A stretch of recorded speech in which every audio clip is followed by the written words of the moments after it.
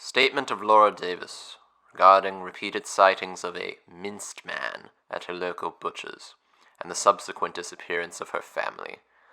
Original statement given September 14th, 2020. Audio recording by Jonathan Sims, head archivist of the Magnus Institute, London. Statement begins. It's surprising, really, how little we think about meat. We eat it, well, some of us anyway. Some people dissect it, and hell, we're made of it. Maybe we should think more about it. Meat, that is.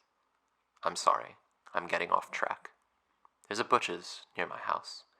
Pass by it every day on the way to work. I'm a stand-up comedian, a job where your pay often depends on seeing the audience in front of you laugh. I used to love seeing their smiles. Meant I was having a good day. I'm not so sure anymore. It all started just a month ago. I was passing by the butcher's. Archivist's note. It was at this point that the subject was interrupted with the line, "Can we get a name, please?" Return to statement. Sorry, the name of the place is Big Chungoose Meats, run by a man named Chungu Sawthorne.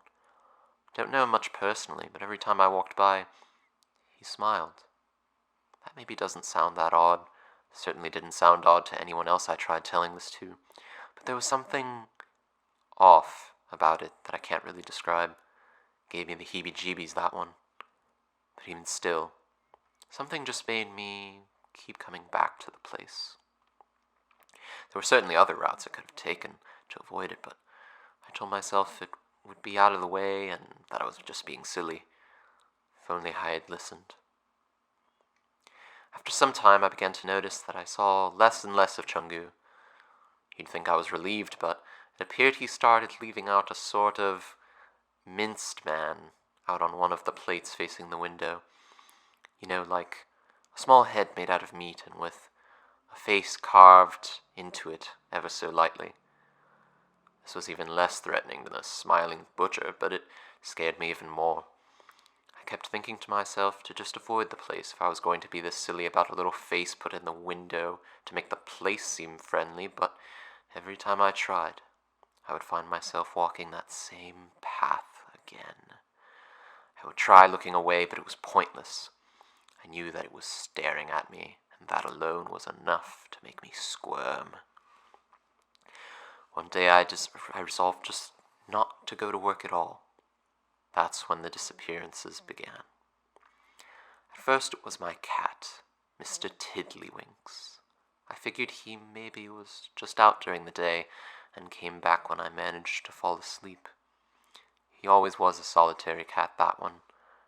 I made some jokes to my wife Katie about it, something along the lines of it almost being as if he never existed at all. But she just stared at me blankly. We never had a cat named Mr. Tiddlywinks, she said. At first I thought she was just playing along with the bit. I mean, I am a comedian, and I did marry the woman, so clearly she knew how to riff on what I was putting down. But it was just a bit too convincing. I simply laughed and thought little of it at the time. However, after the next day that I decided not to come in, another one of our cats, Shitstain, went missing as well. I made no joke this time, simply asked if she had seen her. She replied in much the same way, said we only ever had the one cat, Stefani, who was the only cat remaining at this point. Since then I have dutifully tried to pass by that butcher's every single day, even when I don't have work. People have asked me what I'm doing and given me weird looks, but I don't care. Sometimes I don't even go to work, I just stay there, in front of the window, watching that minced man with his wide smile, staring it down, hating it for taking my loved little kitties away. I couldn't keep it up, though. One day on the walk there, I slipped and sprained my ankle.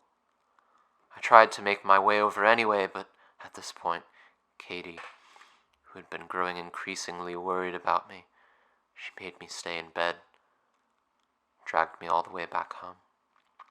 She even obliged me by going to look at the minced man in my stead. It didn't make any difference. Stevani's gone now, too. I made my way over here as fast as I could after passing by the butcher's this morning. Please, you have to help me. I don't want to lose my wife. Statement ends. This is by far one of the silliest statements I've come across. I definitely rolled my eyes when it refused to be digitized. I mean, for God's sake, this could have passed for one of her comedy routines, I'm sure. Still, I had Tim look into it. Got him out of the office long enough that I could have some peace and quiet instead of hearing about how inherently funny a story about an eldritch clump of meat was. He had little luck, though. Big Chungu's meats were indeed, at one point, owned by a Mr. Chungu Sawthorne, but it appears he died over a month before Miss Davis ever gave her statement. She gave no description of the man, and so we cannot corroborate if the one she saw staring at her and smiling from inside the window would have even matched the profile of Mr. Sawthorne. There are no records of the Davis couple ever owning cats either, no official statements of pedigree or means of contacting the original owners. All evidence that they existed has been erased, or perhaps never existed at all.